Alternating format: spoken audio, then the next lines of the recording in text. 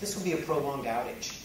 The first page they had up said, this will be a prolonged outage because the guy who manages our database isn't here this week. He'll be back next week. The next week came and the guy came back in and said, oh, yeah, I'm not going to be able to recover this.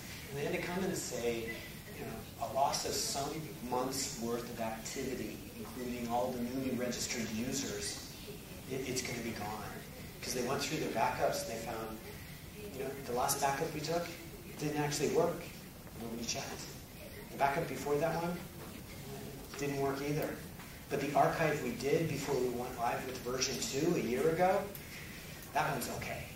Right? But we don't have any backups between then and now. So this is pretty embarrassing. It took a long time for them to get back.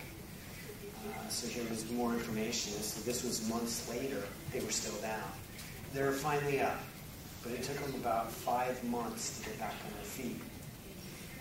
This just happened recently. T-Mobile Sidekick. This is probably mostly in the US. This is the cell phone that celebrities like to use, T-Mobile Sidekick. And the selling point of the T-Mobile Sidekick was, end user, don't worry about your data. You don't have to synchronize this phone with your laptop or anything. Every time you put in a contact, we're going to sync it with our database, and we're going to do it for you. So don't back up your phones. That was their selling point. Don't back up your phones. Well, they went to do a firmware upgrade on their SAN. They did the firmware upgrade, but unfortunately it didn't work. It wiped out their SAN. Their SAN was RAID 5. RAID 5, we don't need to back that up. RAID 5 already backs up all by itself. These were data professionals, right? And they didn't think about this. Now, fortunately for them, even though a lot of people made fun of them, they actually stopped selling the phone for a while because they couldn't provide this data service anymore. People were really writing about them, what a train wreck this is, and things like that. They finally got an engineer in there that could resurrect the data, and they got back most of it. Not all of it, but most of it. But it took them over a week to make this data recovery. Errors happen. Deal with it. Here's one that hit closer to home for me. So this is from the Washington Post in the U.S., where I live. And the school system was putting in a new student information system. And they found some bugs. And going through this, and things from the article were like, error codes were unclear, confusing or too technical. So it'd be like returning an Aura 1555 snapshot too old to your end user. You just sit there and go, I'm not trying to take a picture. I don't understand. What is this snapshot thing? The system repeatedly failed to accurately track student attendance. We'd have a kid that had 20 unexcused tardies, and that would show up as 0. So they would get perfect attendance, even though they never attended. Many people were getting the wrong grades. That's a bad thing, unless you're the kid who accidentally got an A instead of a failing mark, of course. For getting the wrong grade, that's a pretty basic thing in a student information system. Mistakes on report cards. Duplicated student records. That one, I was like, how can you have duplicated student records? Don't you have a primary key, a unique constraint? Well, they were doing everything in the application, nothing in the database, and they ended up with duplicates. Data issues. Unknown errors not only can happen, they will absolutely happen. You should not try to catch those errors either. I see a lot of developers, they get into the mindset that if my application returns an error to the client and it shows up on the screen that something went wrong, they'll think that I did something bad, that my code is not good code. So I'm going to have a when others error handler, and I'm going to catch every single error, and I'm going to hide it.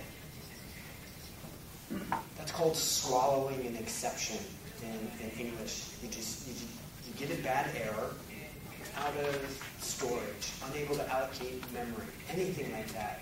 and you just hide it, you ignore it. The end user doesn't know something bad happened. They don't know their transaction did not complete successfully. Even if the end user is in a client application, but is another developer calling your API, that's the worst one.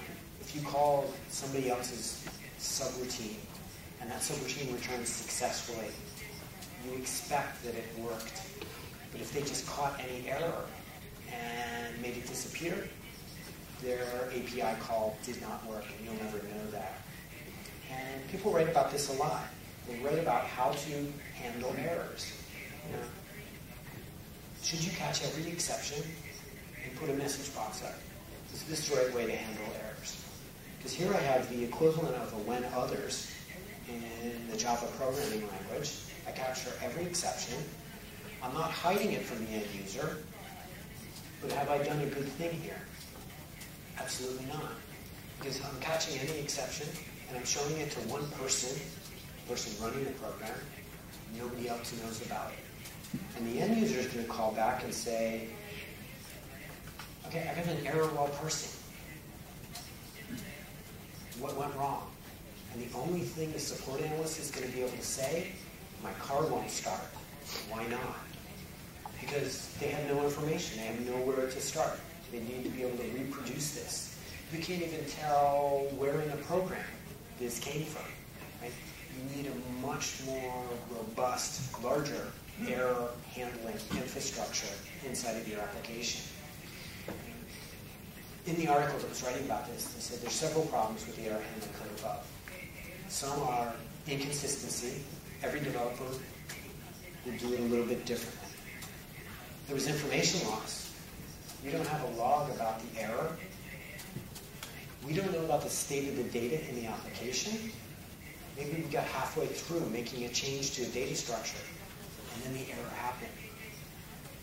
The caller, somebody else who calls your routine, doesn't know that there was a mistake made, and they probably destroyed your data.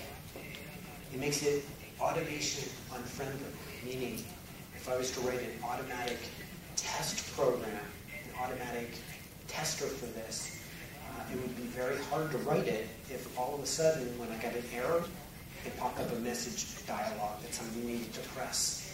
So it makes it hard to automate this type of application because an end user has to actually sit there and watch what's happening. More writing about stop catching exceptions. So here was an article writing about it. Their philosophy is where should you catch exceptions in your application? And their idea is you should only catch exceptions at the highest levels in your code. If you look at most developed, we'll stick with stored procedures. If you look at most developed stored procedures, at the bottom of each one, you'll see a when others then do something, error handler. That's doing it at the lowest level, at the very bottom of the call tree. You know, because somebody calls a procedure, it calls a procedure, it calls a procedure, it calls another procedure. The only exception handler you want is way up at the top level. And that one would handle the error, catch the error, log the error, and then re-raise it in a user-friendly way. So you would catch it at the highest level. And what should you do with it when you've caught one? These are all the questions you have to ask yourself. This error handling framework is larger than it sounds. It's a lot like the very small change of limit to 140 characters. Error handling is more difficult. What do you tell the end user? What information do you convey to the developer of the application so that they can fix the error from never happening again? What do you tell the system administrator? Will this error fix itself magically if we just do it again? If it was a deadlock, maybe it will. If it was an OR 1555, it's doubtful that it will, because we'd be running a query at a different point in time. So depending on the error, we may be able to retry the transaction or not. How long would you need to wait in order to retry?